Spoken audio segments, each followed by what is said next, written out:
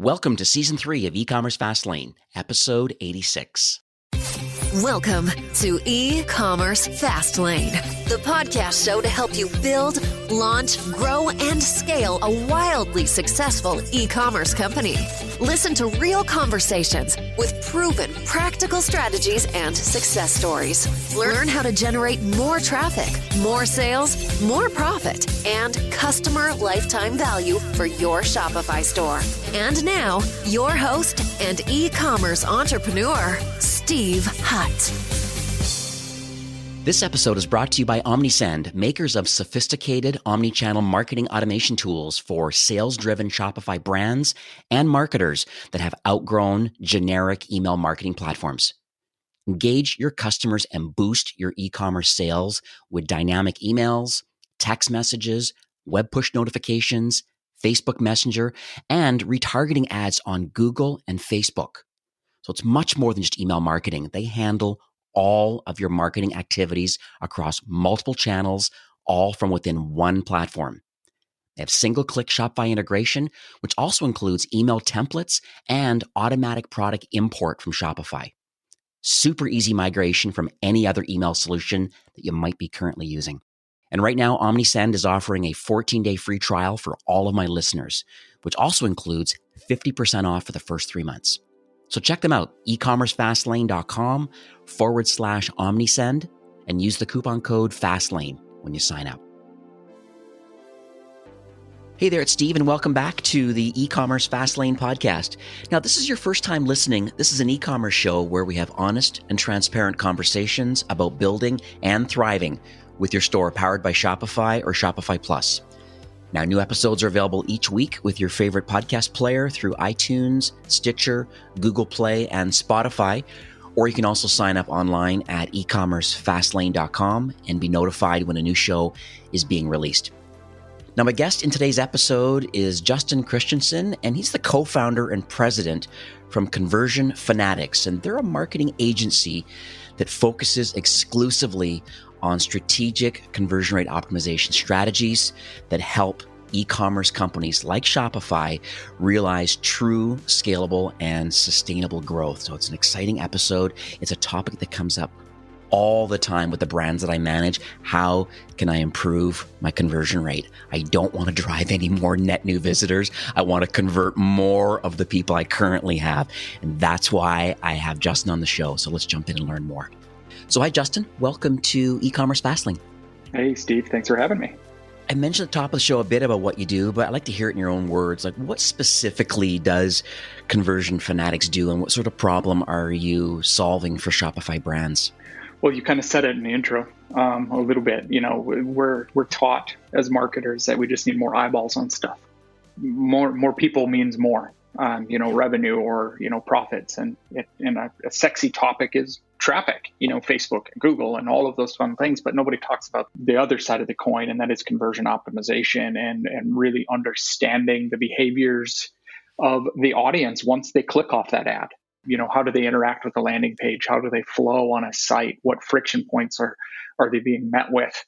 What questions are we not answering as marketers to help them get to that end goal that we want achieved? And, the ultimate catalyst of being the exchange of money for goods or services.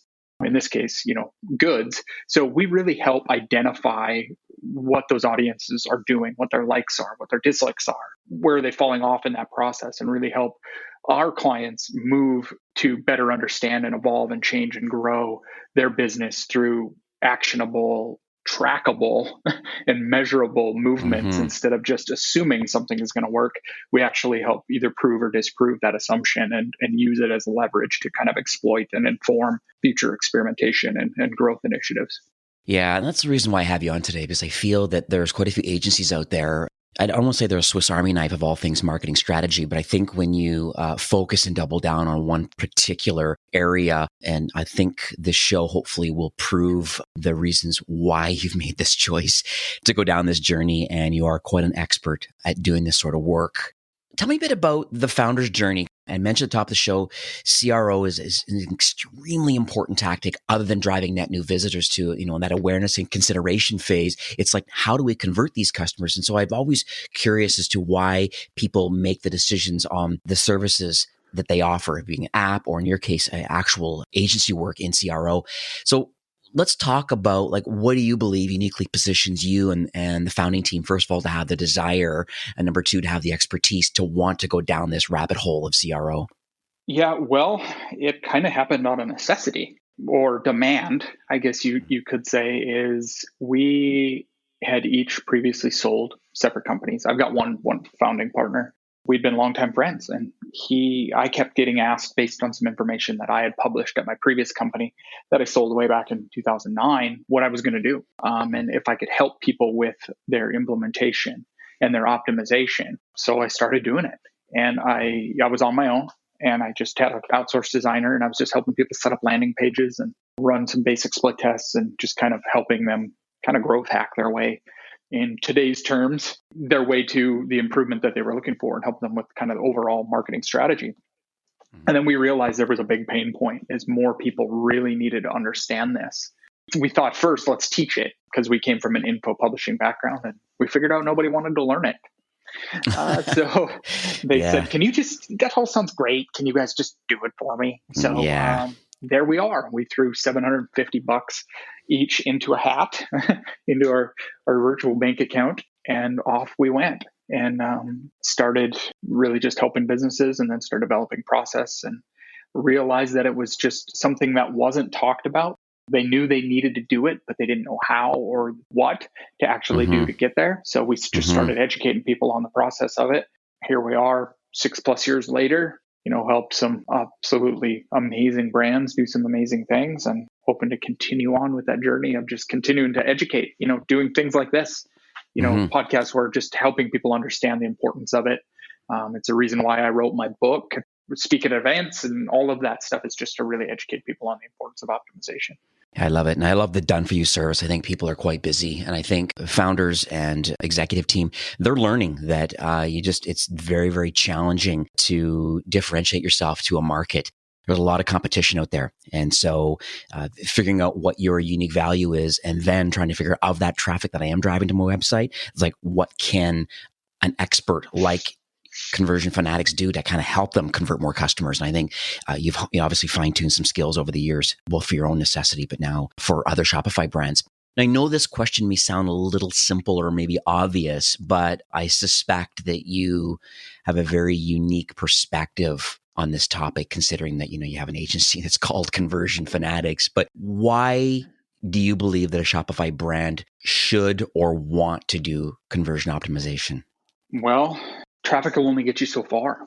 I mean, there's only so many eyeballs you can get on a particular topic or product before you kind of run out of options. And for true scalability, there is two sides of the coin.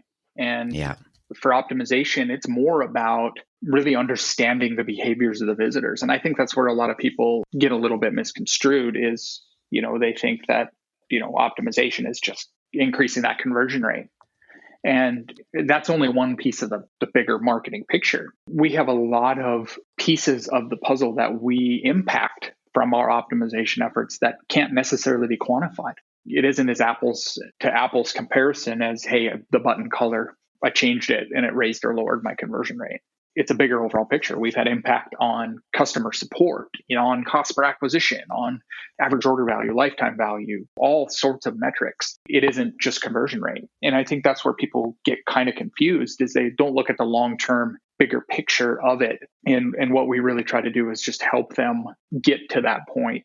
And the companies that embrace optimization are the ones that get there faster, that the ones that are staying up on the marketing trends, because they're quickly and easily able to adapt and change and evolve their marketing message and their strategies and their usability of their website, instead of just every 6 months, it's like, hey, we need to rebrand, or we need to we need to change themes, or we need to do whatever, instead of educating themselves on the evolution of that and making informed decisions. They're going to get there faster and farther. And it's going to be much easier and less stressful than changing themes. And then all of a sudden your conversion rate drops in half, and then you got to bounce it back. I've had many of these strategic calls with brands with that sole purpose, thinking they feel that their theme is a little bit bloated, or there's other kind of speed issues, or there's too many apps, or there's just whatever the sisters are, and they think, okay, well, I'm just going to go in and change my theme. Mm-hmm. That has some interesting challenges to it also. So you mentioned a little bit about the whole button color, and so let's dig in that a little bit, because I think there may be some miscommunication about A/B testing, and is it the same thing as conversion optimization? Well, the answer is no. Okay. In the true sense of the word, conversion rate optimization, people immediately think split testing. Yeah. Well, split testing is only the means at which we prove or disprove any assumptions that we have. It's to measure if we're right or not, and by how much. Conversion rate optimization in and of itself is more of using data from a both qualitative and quantitative perspective. So your Google Analytics data, your other tracking, your Shopify metrics, your heat maps and exit polls and customer surveys and Right. scroll maps and all of those things boiled into what are these visitors? What do they care about? What are they interacting with the most? And then we just figure out the question why. We just ask the question why a lot, and just ask why they're not clicking on this certain element, or why aren't they adding to cart, or why are they falling off on the cart page, or why aren't they clicking on my hero image, or whatever reason why. We come up with every reason why. And then we just test those ideas and then let that data kind of build on itself and move. So the people that just think conversion rate optimization is A/B testing are the ones that get frustrated with the process. They don't win. They don't see the improvement. And if you embrace true optimization and just use A/B testing as your vehicle to measure, then you're going to win more. You're going to be smarter. You're going to be happier. You're going to not quit as soon. And it's just kind of a revolving door from there. But, button color does play a role in that, but it has to be reason why. It's like, hey, I changed my button color because it added more contrast to the page and put more emphasis on my main call to action. So therefore, it's going to increase the conversion rate, instead of, hey, I like green better than orange. Right. So what areas do you think a brand should focus on for its efforts? They're listening to the show now. They agree with you. Okay, A/B testing is not the same as conversion optimization. I get it. And there's lots of things, the quantitative, the qualitative. There's a lot of great advice here. And I think a lot of people listening today would agree with that. So based on your experience, what should people do to grow and scale today? Simplify. I see it a lot, particularly. I mean, we're in Shopify world. There's an app, there's a plugin for everything. And sometimes there's 50 of them. And I think people get too caught up in that it causes more problems than it helps. And not to knock any of the applications or any of that, because I'm a Shopify user to myself. I've been known to push install quite a few times. But we get these companies that come in and just say, hey, we saw this, or somebody said that this is going to work. Let's just push the button, and we have a new app, and then it causes 50 other problems. Or they didn't vet it out completely to make sure it was going to work for them. For them to grow and scale, I think it's that, simplify. This has kind of been my mantra for a couple of years. But also to listen to your customers, kind of take your voice out of it. Doesn't matter what you or I think at the end of the day. It's what your visitors really care about and what pain points you're solving. There's other things like to focus on the growth and scale is, I'm seeing this a lot more recently, but it's diversification of channels of marketing. There is the omni-channel world, and we can get on the topic of attribution and all of that fun stuff. But I'm seeing people get all their eggs in the Facebook basket. And I'm even seeing companies, I'm the conversion rate guy. So, we're seeing companies with a lot of fluctuations. This January, we had half of our clients be like, why is my conversion rate in the tank? Cut in half in some cases. And it was just weird fluctuations with Facebook traffic, time of year, and just random instances that there was nothing inherently wrong, but they were seeing such big dips in revenue and such big dips in their other metrics, all because they had majority of their eggs in the Facebook basket. And so diversification is really trying to be as omnichannel as you can, and not necessarily for customer acquisition, but more so awareness and branding. I used to be anti-branding. in my earlier life, but I've come full circle on that topic. And just, I realized that there is a lot to kind of having some brand equity and some loyalty there. So just being aware there is something to be said, because attribution windows are kind of getting longer. People aren't going in and buying minute one.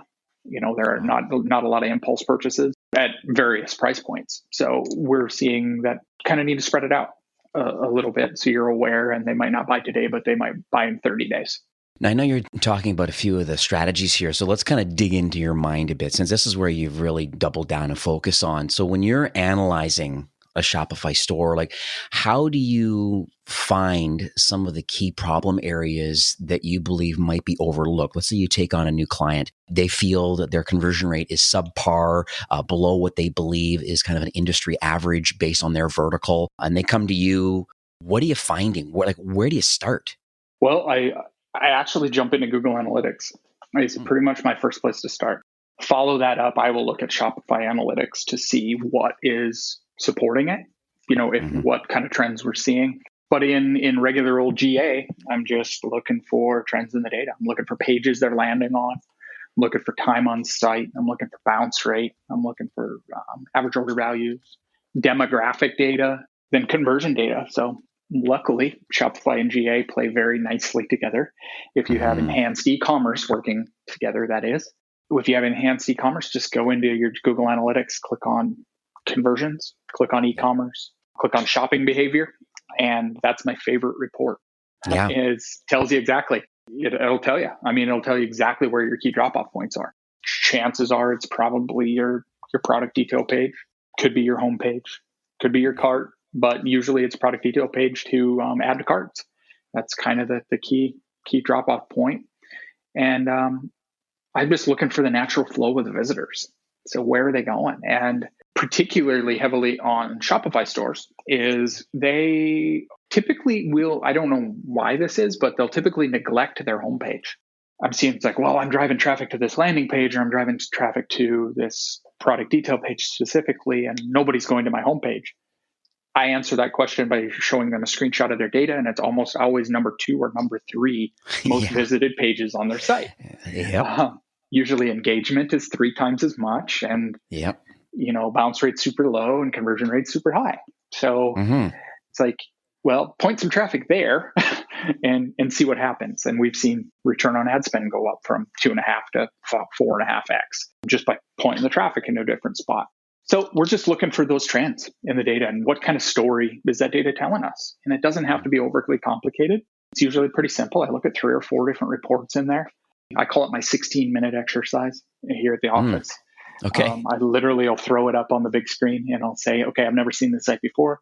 And I literally will pull up analytics. I'll look at the demographic. I'll look at the, mobile versus desktop breakdown. I'll look at the shopping behavior, and then the landing page, and then the all page data. And okay, here's my big picture. Okay, we've got females aged 35 to 44, majority mobile devices.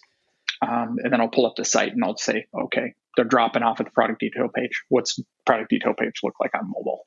And then I'll just pick it apart and absolutely destroy it. And I call it 16-minute because it took me 16 minutes the first time I did it.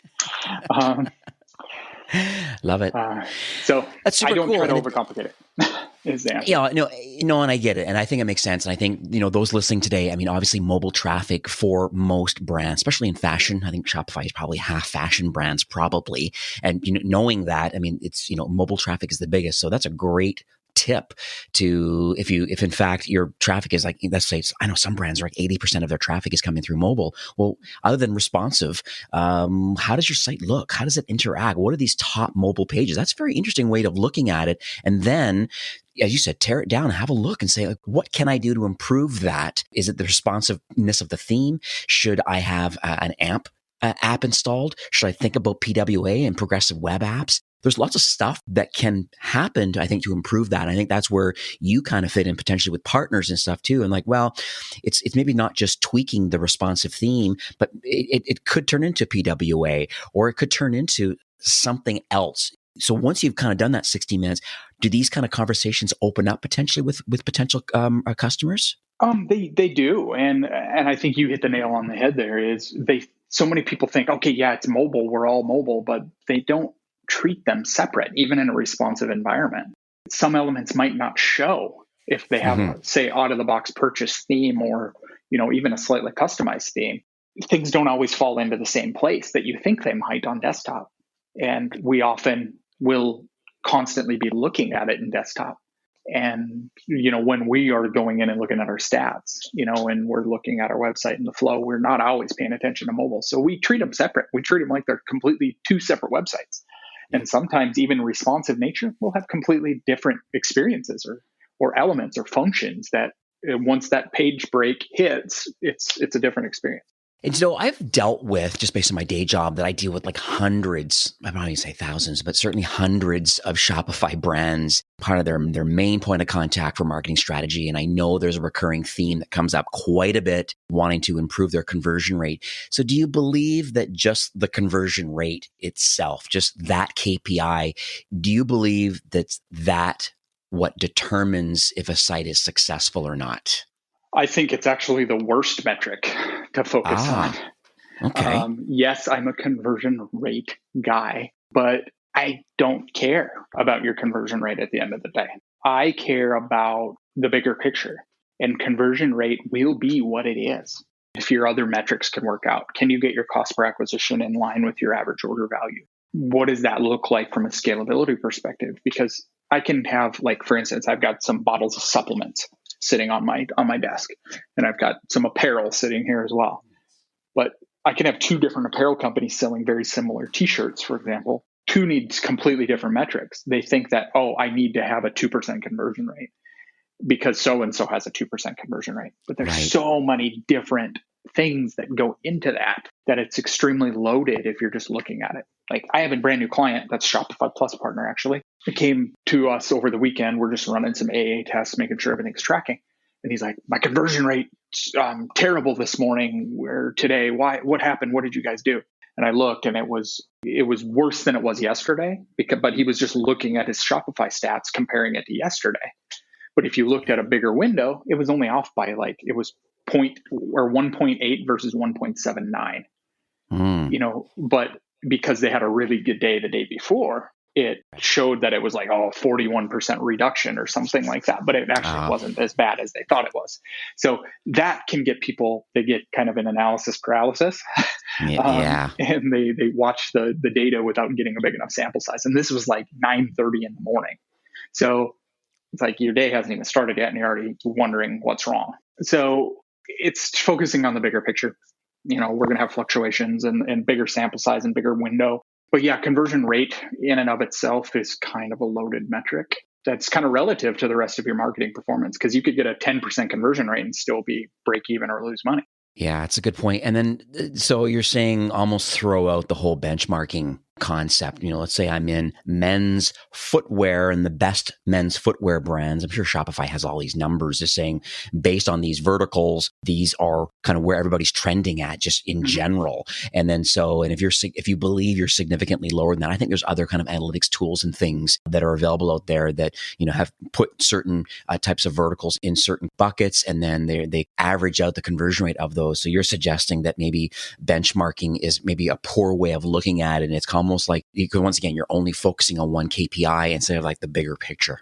Yeah. And I mean, that benchmark is cool. I mean, Shopify does spit out that number and say, hey, you're this far. But I have a client that sends me that screenshot once a week. They're like, hey, we're not up to where we were before. And it's well, it doesn't really matter. Yes, it's cool to be yeah, you're performing better than 20% of the other sites in your vertical. But at the end of the day, it's what works for you and what works for your metrics. And if you're acquiring customers at a certain rate and the conversion rate happens to be 1% versus so-and-so gets 2.5%, but your metrics work out, then you can massage those numbers to make them better. We've helped companies scale 300% in revenue, and their conversion rate actually went down slightly. But if we would have just focused on that, we would have chalked that up to a losing campaign instead of, hey, we were able to scale 300% in revenue more profitably. Yeah, our conversion rate took a little bit of a hit, but they're spending $30 average on each order more, right? Or whatever. So it's kind of a win-win and a win-lose at the same time, depending on how you look at it. And I guess it all comes back to the other topic too that I have is that there really is not necessarily a blueprint for success that other people can copy. Even though you're in the same vertical, I think every brand is unique. It has its own customer experiences. It has its own tech stack, its own maturity, its own look and feel. There's all these variables that go along with it. And if you're always just looking at others, you tend to not focusing on what's going on in your own backyard. Yeah, and I took this to heart a handful of years ago. I met a very high profile CEO, and I said, "Who's your competition?" And he shrugged his shoulders. He had no idea. And we're talking a guy that runs a multi-billion-dollar organization, and he's like, "I don't know." And he said, "I don't care." He said, "I just want to provide the best quality product that I can to service my market, and if I continue to show up like that every day, then I'm going to win." And he said, regardless of competition. And that's what we really try to do here at Conversion Fanatics. And we also try to do for our clients is we just kind of help them see the forest through the trees. They're so close. They're so close to our marketing. You get so close to your metrics and your message and imagery and all that stuff. You fail to see the bigger picture. It's good to have kind of an unbiased look sometimes, but just focus on what you do best and the numbers will fall where they fall if you're listening to your customers and optimizing correctly. So, Justin, this show has a diverse range of listeners. I'm sure you can appreciate the download numbers are lately, but upwards of 10,000 people a month are listening to the show, and a lot of them have different needs, and I think they're also in different stages.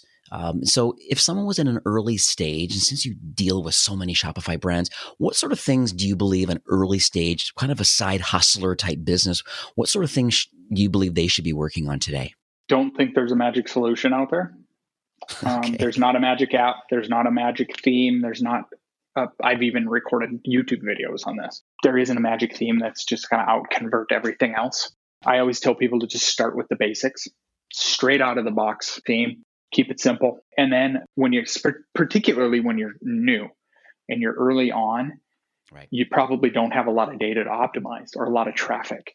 Right. So qualitative optimization is going to be your friend, meaning ask the questions. Ask why, survey, poll, ask, give away products for free and then chase for feedback, whatever you can from a user testing, heat map, click map, exit poll kind of data perspective, figuring out why the visitors are not purchasing or why they're purchasing, and then evolve your message from there.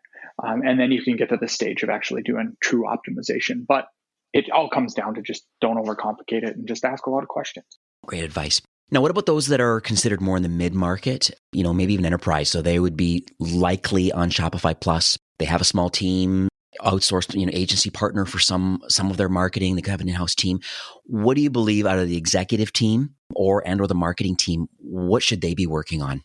3 things. One is remove friction from that process and the journey to becoming a customer. I have the saying, lead them down the path of least resistance to the end goal.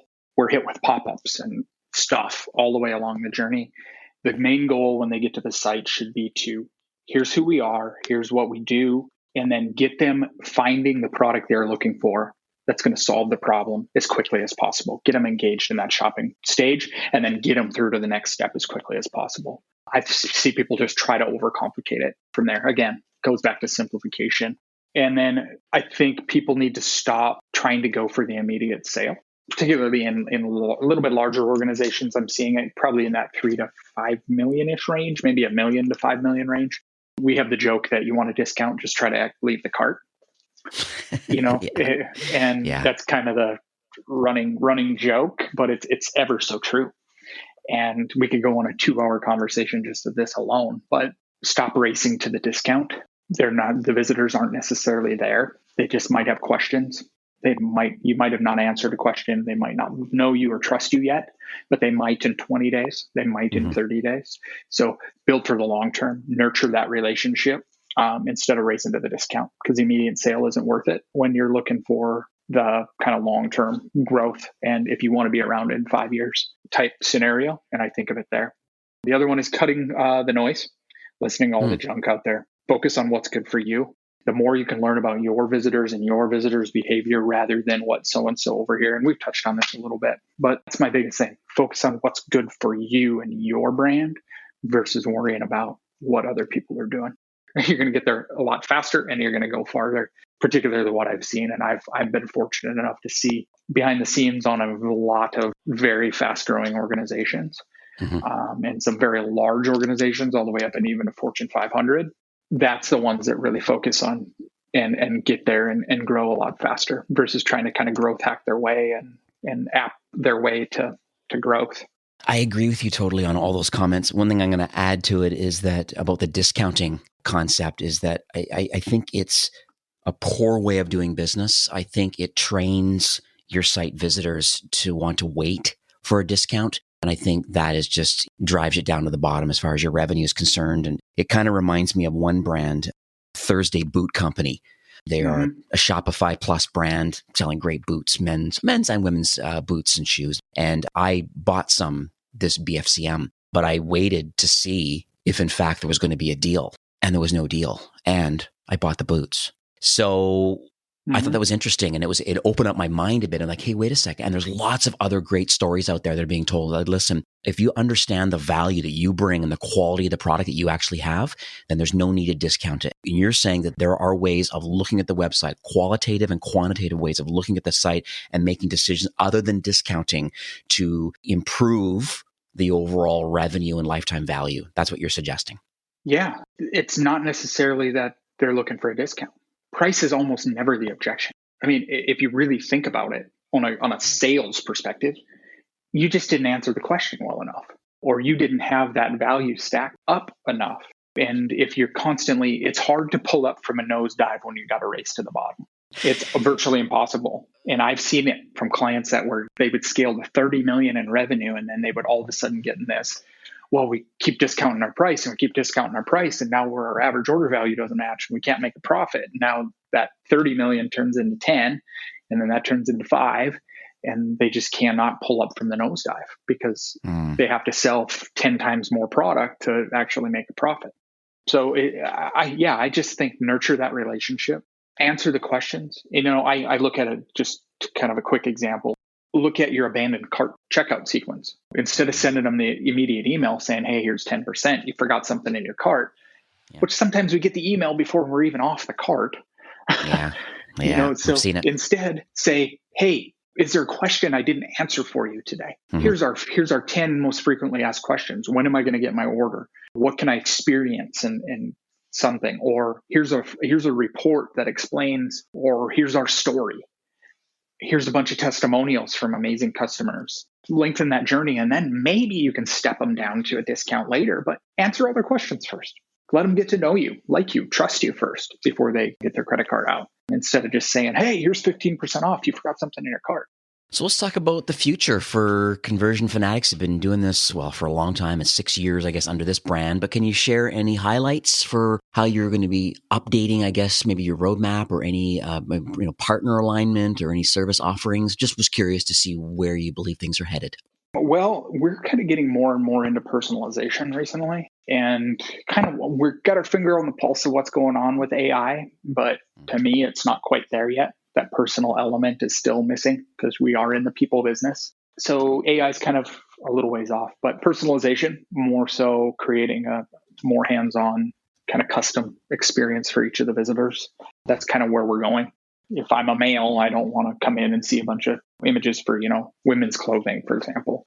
If I'm coming in to buy, a pair of swim trunks, I want to see more things for that, not sweaters or, based on the geolocation type scenario. So that's kind of where we're going. Other than that, we're keeping it pretty simple. We're kind of exploring a few different partnerships with a couple different software solutions, kind of just taking a step back right now this year and really focusing on how we approach optimization. Last year was more us going out to a lot of events, meeting a lot of people. And this year we're kind of dialing that back.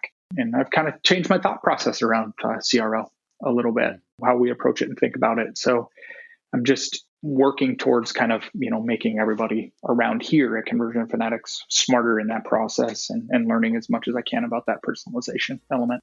So ongoing growth for you and sharing it through your team. And that obviously is having an impact on the brands that you manage currently. That's very notable and exciting.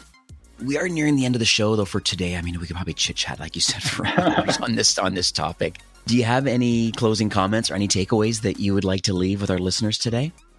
I mean, the biggest thing is, doesn't matter what you think or I think at the end of the day, is remove your ego from it. You may not like what your visitors have to say all the time about your brand, but you need to listen to them because you're missing something. Always try to answer that question, why? And always test your assumptions instead of just so-and-so said it was going to work, so therefore it must work. There's a lot of that. So just test it, see what works for you, because we're proven wrong a lot, and that's why we test. So those are the biggest things that I can probably offer anybody. So how can people learn more about the products, I guess, more services that Conversion Fanatics offers?